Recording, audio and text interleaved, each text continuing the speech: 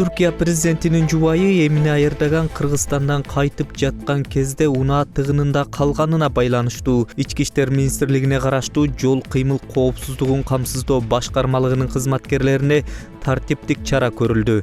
Министрликтин басма сөз кызматы Азаттыкка билдиргенде ички иликтөөнүн жыйынтыгында күч кызматкерлери милдеттерин толук аткарбагандыгы аныкталган. Министрдин буйругу менен жол кыймыл коопсуздугун камсыздоо башкармалыгынын башчысына катуу сөгүш берилди. Ысык көл облустук жол кыймылын көзөмөлдөө жана административдик чара көрүү бөлүмүнүн жетекчиси иштен алынды. Башкармалыкка караштуу жол кыймылын көзөмөлдөө жана административдик чара көрүү бөлүмүнүн жетекчисинин орун басары Ысык көл облустук жол кыймыл коопсуздугун камсыздоо башкармалыгынын орун басары да кызматтан бошотулду. Ысык көл ички иштер башкармалыгынын жетекчисине эскертүү берилди. Андан тышкары Нарын облустук Түп райондук ички иштер бөлүмүндө иштеген 2 кызматкерге да эскертүү берилди. Түркия президенти Режеп Тайып Эрдоган жубайынын коштоосунда Кыргызстанга 2 күндүк расмий сапары менен 1-3 сентябрда келген. Алар Ысык көл областында көчмөндөр оюндарын көрүшкөн. Эмине Эрдоган Кырчынга 3 сентябрда барган. Жайлоодон кайтып келатканда жолдо тыгында көпкө кармалып, Тамчы айылындагы аэропортто аны Режеп Тайып Эрдоган 1,5 сааттай күтүп калганы кабарланган.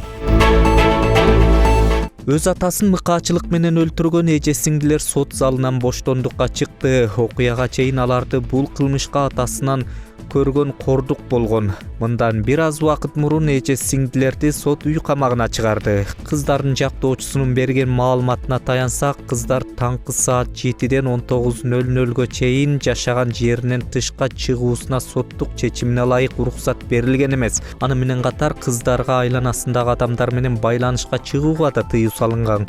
Кыздар ар башка бөлмөдө жашап жаткан убагы. Кыздар соттун чечимине ылайык өз ара сүйлөшө албайт деп билдирген жактоочусу. Эске салсак, 27-июлда Алтыфуев шоссесиндеги үйдөн Хача Туряндын мойнуна жана көкүрөгүндө мийиздүү нерседен жараланган жансыз денеси табылган. Адам өлтүрүүгө шектелип, анын 3 кызы кармалып, алар күнөөсүн мойнуна алышкан. Укук коргоочулардын айтымында атасы кыздарын сабачу, мектепке жөнөтчү эмес жана кул катары пайдаланчу. Атасы андан сырткары кыздарын сойку катары да пайдаланып, бир эмес бир нече жолу кыздарына кол салган. 2-августта сот эже сиңди кыздарды 28 сентябрга чейин камакка алган.